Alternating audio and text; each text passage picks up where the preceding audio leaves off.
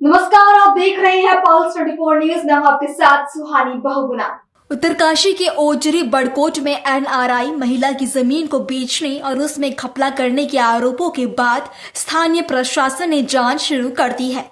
पूर्व विधायक मालचंद और पूर्व जिला पंचायत अध्यक्ष जशोदा राणा ने आरोपों को निराधार बताते हुए कहा कि महिला के हिस्से की जमीन उनके नाम पर ही है और इसमें कोई अनियमितताएं नहीं हुई। पूर्व विधायक मालचंद ने कहा कि अनुसूचित जाति का व्यक्ति स्वयं ही जमीन नहीं बेच सकता और उन्होंने जिलाधिकारी से अनुमति लेकर ही अपने हिस्से की जमीन बेची है। उन्होंने आरोपों को अपनी मानहानि बताते हुए कहा कि बदनाम करने वालों के खिलाफ कानूनी कार्रवाई की जाएगी।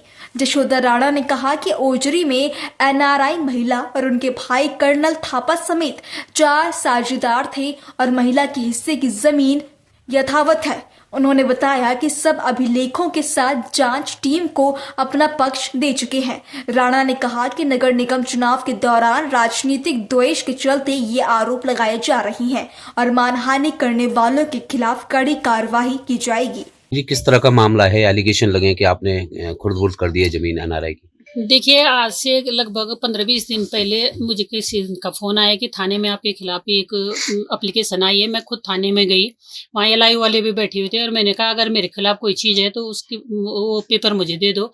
एसओ साहब ने कहा कि इसमें जांच चल रही है। मैंने कहा जांच में मैं पूरा सहयोग करूँगी। अभी परसों ही एक नोटिस मुझे प्राप्त हुआ जिसमें कि जो डॉक्टर शशिनेस्ले पिटोरियस है उसने कमिश्नर साहब को एक जाँच के लिए पत्र दिया है जिसमें कि 0.363 जमीन है जो कि 18 नाली 3 हेक्टेयर होती है। उसमें ये किया गया है कि भाई वो जमीन बेची गई है, जबकि आज जांच आज हुई है। एसडीएम साहब के थ्रू वो जांच चल रही है, अभी भी जांच गतिमान है। लेकिन कुछ मीडिया या सोशल मीडिया या मीडिया वालों ने हमको बदनाम करने के लिए उसमें परसों ही हमको नोटिस बाद में मिला, उससे पहले ही मीडिया में या सोशल मीडिया में उसको चला दिया कि एक एनआरआई की इतनी जमीन खुर्द-बुर्द कर दी है। मैं आपसे एक अनुरोध करना चाहती हूँ कि कोई भी किसी दूसरे की जमीन नहीं बेच सकता है। जहाँ तक रही एनआरआई की बात, वो कृषि योग्य जमीन है, उसमें गंडाला है, उसमें झाला है, उसमें ओजरी है और उसमें उत्तरकाशी गंगा आश्रय भी है और किमी में भी है। तो क्या एक एनआरआई बिना अनुमति के कृषि योग्य भूमि खरीद सकती है? दूसरी बात इसमें यह है कि खुद उन्होंने कल शाम एक वीडियो वायरल किया है जिसमें कि एसडीएम साहब को भी मैंने वो वीडियो और वहाँ जो जांच अधिकारी थे उनको भी दिखाया कि 135 नाली जमीन खुर्द-बुर्द की गई है, जिसका कि वो कह रहे हैं कि ऑनलाइन हमने पैसे डाले हैं या खाते में। निश्चित तौर पर हमने 2008 में 9 में ये रजिस्ट्रियाँ की थी और अन्य जगह भी बहुत सारे जगह हमने जमीनें ली काम करने के लिए, लेकिन वहाँ यहाँ से भी वो अपना पल्ला झाड़ के निकल गई। जमीनें वहीं पर है, कोई किसी की जमीन नहीं बेच सकता है। लेकिन कुछ राजनीतिक प्रतिद्वंदियों ने राजनीतिक प्रतिद्वंदिता के कारण, क्योंकि चुनाव सिर पे है, सबको लग रहा है कि जशोदा राणा यहाँ नगर पालिका में अच्छे मतों से यहाँ से जीत जाएगी, जैसे कि एक चर्चा भी है।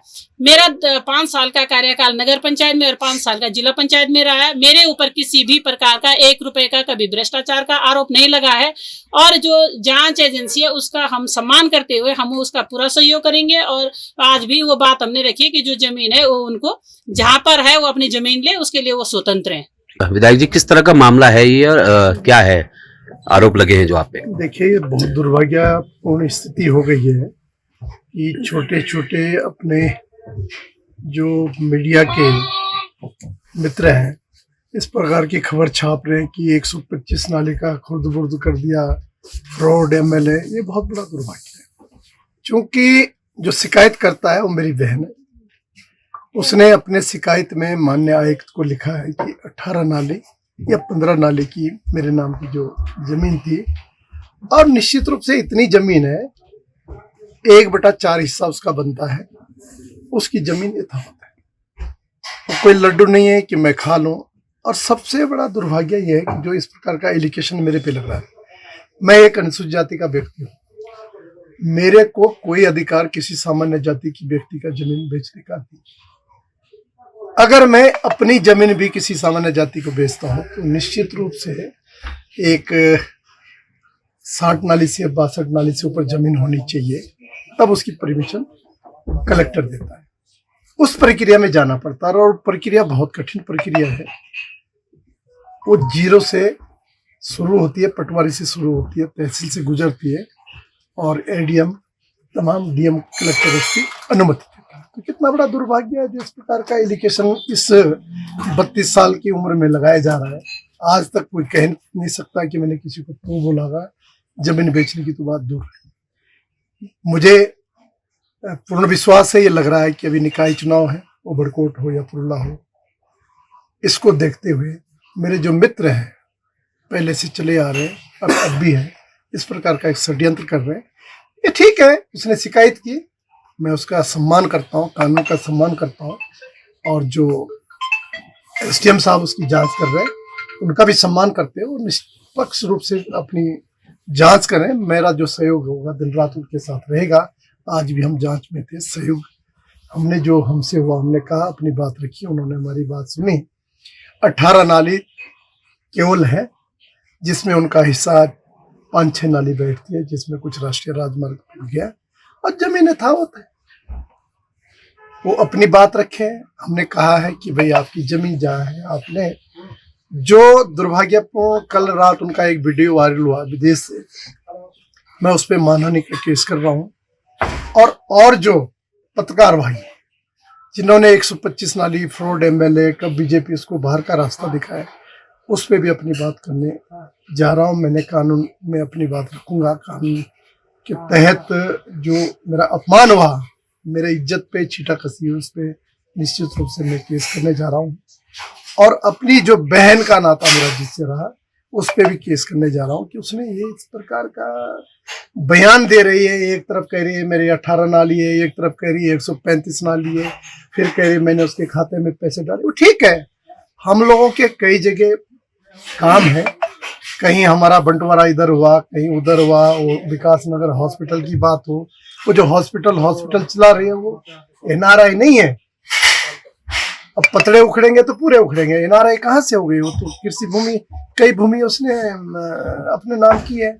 उसका एनजीओ है, कई प्रकार की एनजीओ चलाती है, वो विदेश से फंड इकट्ठा करती है, फिर हॉस्पिटल चला रही है। कौन सा हॉस्पिटल खोला उसने? कौन सा हॉस्पिटल है उसका? विकास नगर हॉस्पिटल मेरा है, मेरे पास उसके दस्तावेज आज भी हैं और वो कानून में हम लोग बात करेंगे। तो मेरा आप सम्मानित साथियों से यही कहना है कि जो सच्चाई है उसको मत छुपाइए, सच्चाई को निखारिए, सच्चाई को सामने लाइए कि 125 नाली है कि 18 नाली है, वो जमीन कहाँ चली गई है। वो जमीन यथावत है, वो है, अपनी जमीन ले। हाँ, आपसी हमारा सटवारा बंटवारा जो हो रखा है वो कानून में हम लोग बात करेंगे। तो मेरा आपसे यही कहना है कि जिन लोगों ने गलत ढंग से न्यूज को छापा है उनके खिलाफ कानूनी कार्रवाई होगी। मेरे इज्जत को उन्होंने दाग लगाया, मैं कानून के दरवाजे में जाऊंगा और दूध का दूध, पानी का पानी होगा। मैं अनुसूचित जाति का व्यक्ति हूँ, मैं किसी की जमीन सामान्य जाति की नहीं बेच सकता, मैं अपनी भी नहीं बेच सकता हूँ। मुझे बिल्कुल नियम कानून से गुजरना पड़ता है और कहीं जरूरत पड़ेगी तो मैं उससे गुजरूंगा, लेकिन जांच जो सच्चाई वो निकाली जाए। ऐसी तमाम खबरों के लिए देखते रहे पल्स 24 न्यूज।